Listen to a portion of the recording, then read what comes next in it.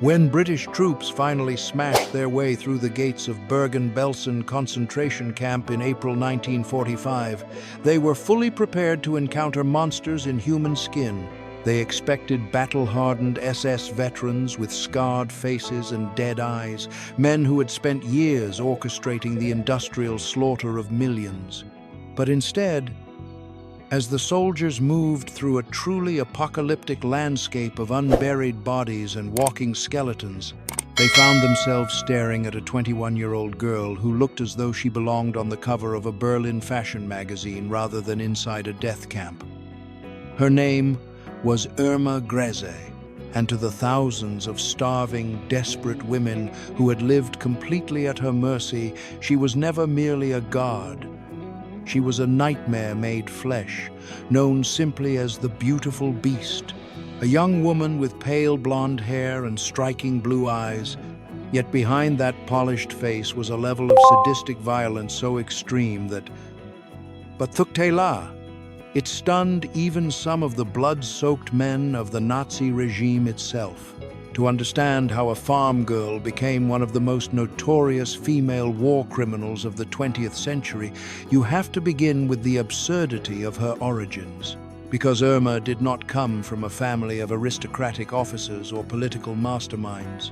She was born in 1923 into an impoverished agricultural family in a Germany that was already fractured, bitter, and unstable. She was a girl who left school at 15 with almost no education, no real prospects, and a deeply bitter irony at the heart of her early life. She once dreamed of becoming a nurse, of helping sick people. Then came the collapse of her home life. After her mother drank poison upon discovering her husband's affair, Irma was left under the control of a strict father. That mattered. It mattered because the emotional wreckage of that family disaster pushed her straight toward the welcoming, manipulative arms of the League of German Girls, where the Nazi Party had become highly skilled at taking lost, angry teenagers and turning them into obedient servants of the state. Thutsumanoi, that was one of the regime's cruelest talents. It did not merely command loyalty, it harvested insecurity, humiliation, and pain, then reshaped them into fanaticism.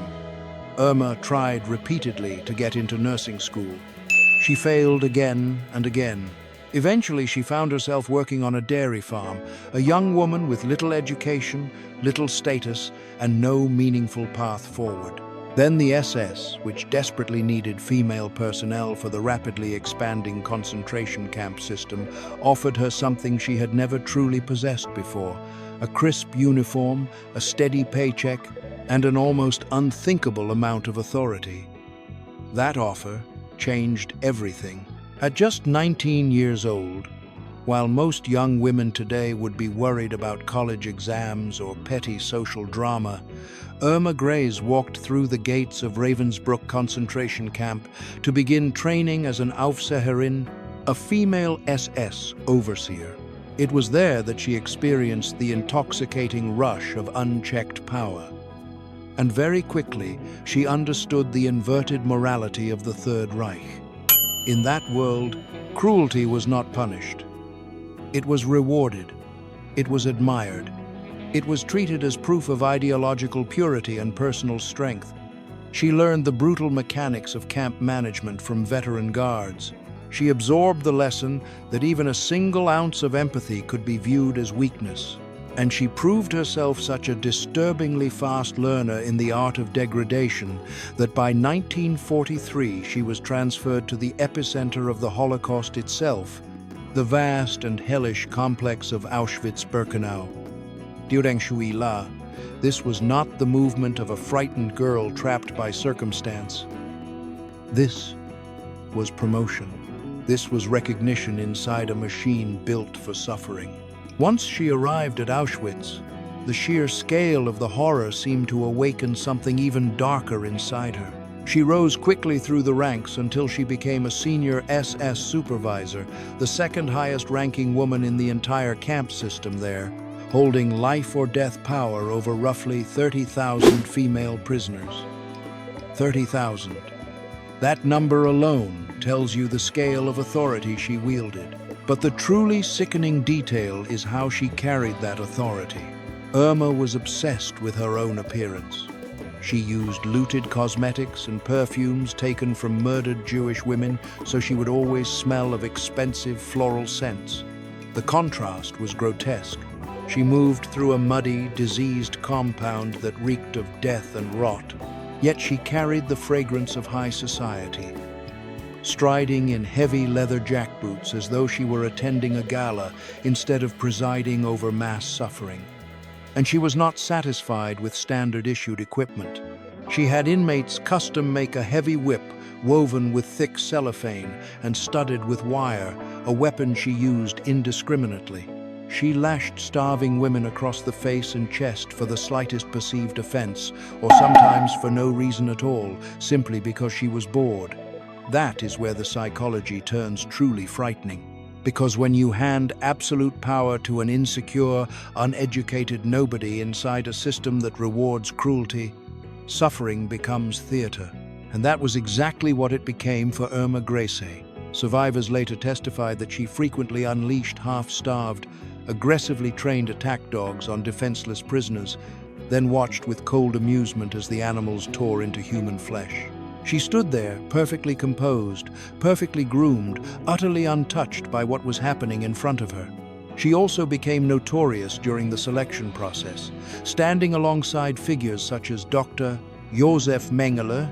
She helped determine who would be sent to forced labor and who would be sent directly to the gas chambers. Survivors said she sometimes singled out the most beautiful women in the camp, driven, it seemed, by spite and jealousy. There were also persistent rumors whispered through the barracks that her sadism was entangled with her own twisted sexual psychology, that she seemed to derive physical excitement from beating prisoners. All the while, she was rumored to be carrying on affairs with Mengele himself and with the brutal camp commandant Joseph Kramer, as if the greatest crime scene in human history were nothing more than her private playground. By early 1945, as the Soviet army closed in on Auschwitz and the SS scrambled to evacuate, Irma Grese was transferred to Bergen-Belsen. But even there, in a camp collapsing under overcrowding, disease, and the disintegration of German supply lines, she did not change. She did not retreat into shame. She did not shed the role. Instead, she carried her whip and a silver-plated pistol through a place that had become a graveyard of the living, beating women who were already dying of typhus and starvation, just to preserve her illusion of control. And that illusion held until the very end. Even as the Third Reich was collapsing around her, even as Allied artillery could already be heard in the distance, Irma Grese refused to abandon the performance. She continued to parade through Bergen-Belsen with her whip and her silver-plated pistol, beating women who were already half dead from typhus and starvation. Tatsuma Noi. There is something almost incomprehensible in that final stage of her cruelty. Germany was dying. The empire she worshipped was turning into rubble. The camp itself was rotting into a diseased graveyard, but she still clung to the same ritual of domination, as though violence alone could hold the world together. She lacked even the most basic self-awareness to understand that the game was over. That is what makes the image so chilling. She was so deeply brainwashed, so intoxicated by her own sense of superiority, that when British troops finally rolled their tanks into Bergen-Belsen and ordered the SS guards to surrender, she did not do what so many of her male counterparts tried to do. She did not tear off the uniform. She did not run. She stood there in her tailored jacket, glaring at the heavily armed British soldiers with open defiance. Not fear, not panic, defiance. She appeared genuinely offended that these foreign troops had interrupted her daily routine. And but Tuktela, that may be the most revealing detail of all. She seemed to believe she had done nothing wrong. In her mind, she had merely enforced what she saw as the natural order of the world. The British soldiers who entered Bergen-Belsen were already traumatized by what they found. Mountains of corpses, human beings reduced to bone, filth, and disease. A landscape so horrific that even hardened men of war were left shaken with rage. And so Irma Grese and the other captured SS guards were forced to bury the dead with their bare hands. Thousands of bodies. Thousands. The work was grueling, horrifying, and deeply symbolic.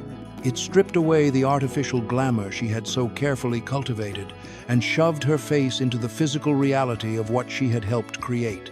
But even then, even during that grotesque labor, even in captivity, Irma maintained a terrifying arrogance. She showed no remorse, no empathy, no genuine recognition of the scale of the crimes surrounding her. She remained cold, detached, almost irritated, as though she still believed herself above the misery in which she was now standing. WWII. Some people break when the illusion collapses. She did not. She simply carried the same emptiness with her into prison.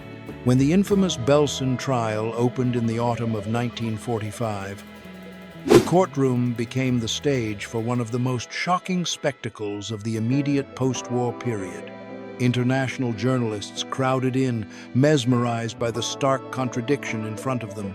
There, sitting in the dock, was a fresh-faced, pretty young blonde woman, while prosecutors recited a suffocating catalogue of atrocities so savage they turned the stomach.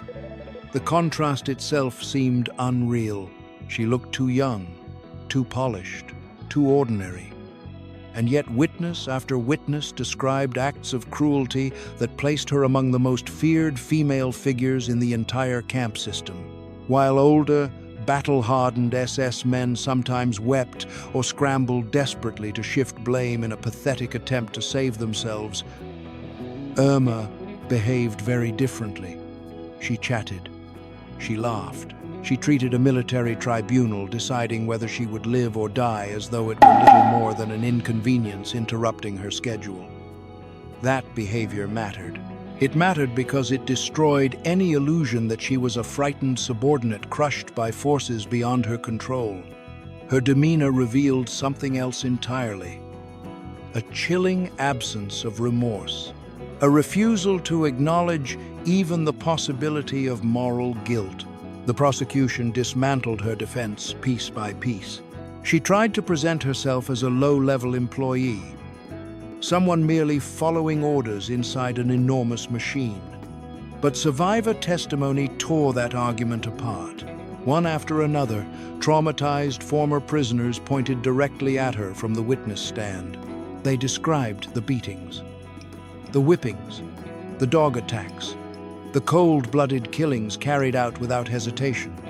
These were not vague accusations built on rumor. These were direct human memories, carried by people who had survived the machinery of extermination and now faced one of its most sadistic operators in open court. It became impossible for the judges to see Irma Grese as a passive product of circumstance or as a child swept away by ideology without agency. No, the picture that emerged was much darker and much clearer. She was an active and enthusiastic participant, a woman who took Nazi ideology and weaponized it to transform herself from an obscure dairy farm worker into a feared and untouchable queen inside the camp hierarchy. Tatsumanoi. That is what made her case so disturbing. She did not simply obey evil. She embraced it because it elevated her. When the sentence finally came, it was death by hanging. And the response was as cold as everything else about her. There were no tears, no collapse, no desperate pleas for mercy, no last-minute performance of repentance. She accepted the verdict with the same icy detachment she had displayed while sending helpless women toward forced labor, beatings, and the gas chambers. Then she returned to her cell, outwardly unshaken. That silence after the sentence says almost as much as the crimes themselves. No remorse, no grief, no visible confrontation with conscience. just the same frozen emptiness, still intact even as the machinery of justice closed around her. When the inevitable sentence of death by hanging was handed down, Irma Grese did not respond like someone suddenly forced to face the moral weight of her own life. There was no breakdown, no trembling confession, no dramatic plea for forgiveness. She met the judgment with the same icy, detached expression she had worn inside the camps, the same emotional emptiness she had carried while deciding who would suffer, who would be beaten, and who would vanish into the machinery of extermination. But Brutality, that cold acceptance did not make her seem strong. It made her seem hollow, completely hollow. The final chapter of The Beautiful Beast unfolded on a freezing morning in December 1945 when she was taken to the execution block at Hamelin Prison. Waiting there was Albert Pierrepoint, the legendary British executioner who had been brought in to dismantle what remained of the Nazi hierarchy one rope at a time. There is something darkly poetic in that image. A regime that had promised a 1,000-year Reich had not even survived long enough for one of its most notorious female servants to reach full adulthood. On her final night, Irma reportedly spent the hours singing Nazi marching songs with another condemned female guard. Even at the edge of death, even with the trap waiting ahead, she did not display remorse. She did not renounce the ideology that had shaped her. She did not offer grief for the thousands whose suffering had passed through her hands. Tatsuma Noi, that final detail matters because it reveals how completely she had fused herself to the system that created her. Even when the Reich had already collapsed into ruin, she remained spiritually inside it. Then came the last walk. At precisely 9:34 a.m., Irma Grese stepped onto the gallows. She looked at the executioner without any visible trace of fear. No panic, no tears, no last-minute appeal to heaven. As the white hood was placed over her head and the noose was adjusted around her neck, she delivered her final word on this earth. Schnell. A curt, irritated command telling the hangman to do it quickly. That was the end of her voice. Not apology, not regret, not a plea for mercy, just impatience. She was 22 years old when the trapdoor opened, making her the youngest woman executed under British jurisdiction in the entire 20th century. 22. That number lands with particular force because it captures the grotesque contradiction at the center of her life. She was so young, and yet she had already become one of the most notorious female war criminals of the century. A farm girl from an impoverished agricultural family, a school dropout at 15, a failed nursing applicant, a dairy worker with no future anyone would have noticed. And then, once the system handed her a uniform, status, and unchecked authority, she traded what remained of her humanity for power. WWII. Her story is not frightening because it is glamorous. It is frightening because it is ordinary at the beginning. There was no grand destiny in her origins, no aristocratic bloodline, no brilliant political mind, no mythic rise, only insecurity, grievance, indoctrination, ambition, and a regime that rewarded cruelty as if it were a virtue. That is what turned Irma Grese from a forgotten young woman into a figure feared by thousands. And that is why her story remains so disturbing. It shows how quickly absolute power, when fused with ideology and moral collapse, can turn an insignificant life into a machine of terror. In the end, she died for a Reich,